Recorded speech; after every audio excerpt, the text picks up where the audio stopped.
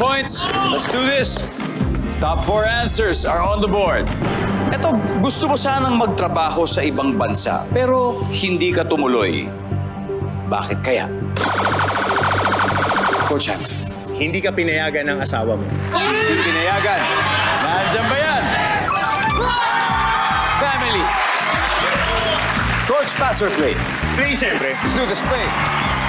Final round. Anton, 3 na lang po ito. 3 na lang. Ito, gusto mo sana magtrabaho sa ibang bansa pero hindi ka tumuloy. Bakit kaya, Anton? Kasi na-aksidente ka. Nangyari. Hindi ka nais na nangyari sa'yo? Nandyan ba yan?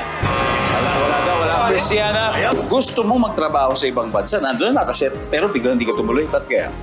Kulang sa pera. Kulang sa pera. Nandyan ba ang pera? Funds. Kakulangan sa budget. Prince, gusto mo sana magtrabaho sa ibang bansa pero hindi ka tumuloy. Bakit kaya?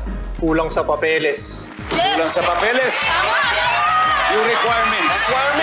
Services. Wala. Girls, time to huddle. Coach, crucial to. Kung di makakasil sila, gusto mo sana magtrabaho sa ibang bansa pero hindi ka tumuloy. Bakit kaya? Kasi yung pupuntahan ko, merong gulo. May sample.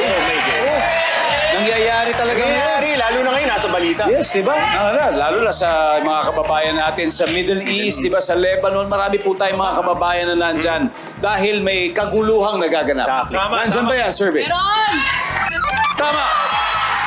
Wow. Isa na lang. Anton, gusto mo sana magtrabaho sa ibang bansa pero hindi ka tumuloy. Bakit kaya? For the win. Kasi nagkabagyo bigla dun sa bansa na pupuntahan mo. Meron din. Services? Wala. Okay? Aliyah, gusto mo magtrabaho sa ibang bansa pero biglang hindi ka tumuloy. Bakit kaya?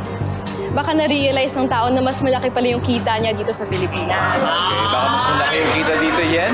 Na-deny ang visa. Na-deny ang visa. Kayla? Nagkasakit. Nagkasakit. Alright. Kayla, again, a question ha. Gusto mo magtrabaho sa ibang bansa pero hindi ka tumuloy. Bakit kaya? Anong sagot niyo? Health concern, no? Yun nga, nagkasakit ka. Nagkasakit.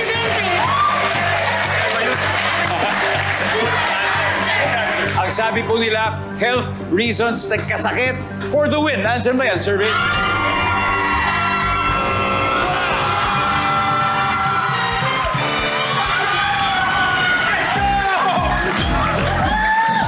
Aliyah, can you help me read number 3, please? Ano ba tong number 3 na to? Mababa ang offer. Ang ating final score, the Playmakers 373 points. Courtside Chick 156. Ladies, thank you. You played well.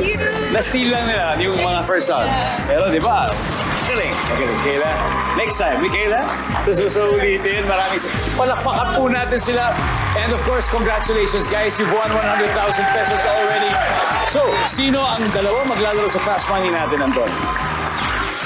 Gang, we're gonna go with the veterans, so it's gonna be Coach Hammer first and then me next. All right.